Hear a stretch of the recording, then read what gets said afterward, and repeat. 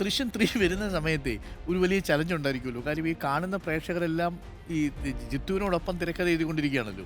അടുത്തത് ജോർജ് ഇങ്ങനെയായിരിക്കും, അടുത്തത് ഇങ്ങനെയായിരിക്കും, ഇനിയിപ്പോൾ തറയിലാണ് കുഴിച്ചിട്ടിരിക്കുന്നത്, വേറെ എവിടെയെങ്കിലും എടുത്ത് മാറ്റിയിട്ടുണ്ടാവും.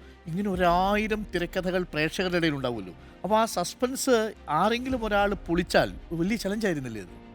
തീർച്ചയായിട്ടും ആലോചിച്ചിരുന്നു. അല്ല, തീർച്ചയായിട്ടും അതൊരു ചലഞ്ചാണ്. ഇതിനകത്തൊരു ക്യാരക്ടറിനെ കൊണ്ടുവന്നത് ഞങ്ങൾ വളരെ രഹസ്യമായിട്ട് വെച്ചു.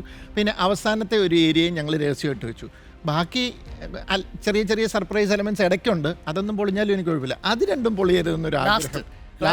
ലാസ്റ്റും ഇന്റർവ്യൂലും അത് രണ്ടുമായിരുന്നു ഞങ്ങളുടെ ഒരു, അത് രണ്ടും ഞങ്ങൾ സക്സസ്ഫുൾ ആയി അതിനകത്ത്. അത് പെട്ടെന്നൊരു ഷോക്കായി പ്രേക്ഷകർക്ക്. അതെ അതെ അതെ, അത് രണ്ടുമായിരുന്നു ഞങ്ങളുടെ ചലഞ്ച്. അത് ദൈവം സഹായിച്ചത് ഞങ്ങളത് കടന്നു കൂടി. ഓക്കെ, ഇനിയിപ്പോൾ ദൃശ്യം 4 ഉണ്ടാകുമോ എന്നുള്ളതാണ്. പല കഥകളുണ്ട് അതിനകത്ത്. സിനിമയിലെ ചില രംഗങ്ങൾ, അവസാനത്തെ സീനുകളൊക്കെ ആളുകൾ ക്ലൂ ആയിട്ട് കണക്കാക്കുന്നുണ്ട്. അതെന്താണെന്ന് വെച്ച് കഴിഞ്ഞാൽ ആക്ച്വലി അവസാനത്തെ ആ രംഗം എന്ന് പറയുന്നത് ഒരു ഇതായിരുന്നു. അതായത് ഇപ്പോൾ ഒരു സിനിമ കണ്ടാണല്ലോ. അപ്പോൾ എനിക്ക് പക്ഷെ അത് അങ്ങനെ പറയാൻ പറ്റത്തില്ല. അതായത് ഒരു വ്യക്തി ഒരു കാര്യത്തിന് ഇറങ്ങി തിരിച്ചു, അതിൽ പുള്ളി ഒരു റിസൾട്ട് പ്രതീക്ഷിക്കുന്നുണ്ട്. അപ്പോൾ അത് ഇറങ്ങി തിരിച്ചു, ഇന്നേവേ പുള്ളി സക്സീഡ് ചെയ്തു. അപ്പം അവിടെ എന്താണ് അതിന് ഒരു അതിനുകൊണ്ട് ഗുണമുണ്ടായോ എന്നൊന്ന് കമ്മ്യൂണിക്കേറ്റ് ചെയ്യണ്ടേ ഓഡിയൻസിൻ്റെ അടുത്ത്. അതിന് വേണ്ടിയിട്ട് എഴുതിയ സീനാണ്. സ്വാഭാവികമായിട്ടും സംസാരിക്കാതിരുന്ന വ്യക്തി സംസാരിച്ചു. അതെ, പക്ഷേ ആ സംസാരത്തിൽ നമ്മൾ ഒരു കാര്യവും കൂടെ ചെയ്തു വെച്ച് കഴിഞ്ഞാൽ ആ വ്യക്തിക്ക് ഇപ്പോഴും വേറൊരു മാനസികാവസ്ഥയിലാണെന്നുള്ളത് ചെയ്തു.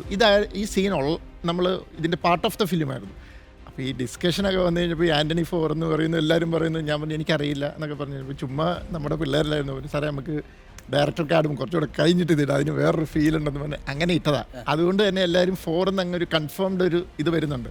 ആ കൺഫർമേഷൻ എനിക്ക് തരാൻ പറ്റത്തില്ല. കാരണം എനിക്കൊന്നും കിട്ടിയിട്ടില്ല, എനിക്കറിയില്ല.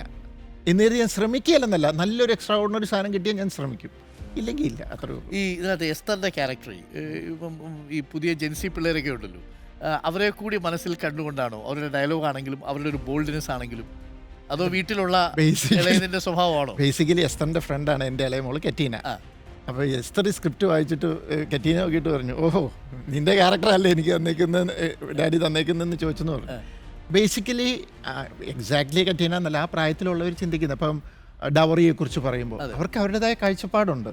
അപ്പം ഞാൻ ചിന്തിച്ചതാ, ഇവരൊരു ഇങ്ങനെ ഒരു സിറ്റുവേഷനിൽ എല്ലാ പേരൻസും ഇങ്ങനെയൊക്കെ ചിന്തിക്കും, കുറച്ച് കൊടുത്തിട്ടാണേലും എന്നൊക്കെ പറയുന്നൊരു ആംഗിൾ ഉണ്ടല്ലോ, അതിന് ഷെയർ, ഇതൊക്കെ നമ്മുടെ ഫാമിലിയിലൊക്കെ നമ്മൾ പലതും കേട്ടിട്ടുള്ളതാണ്.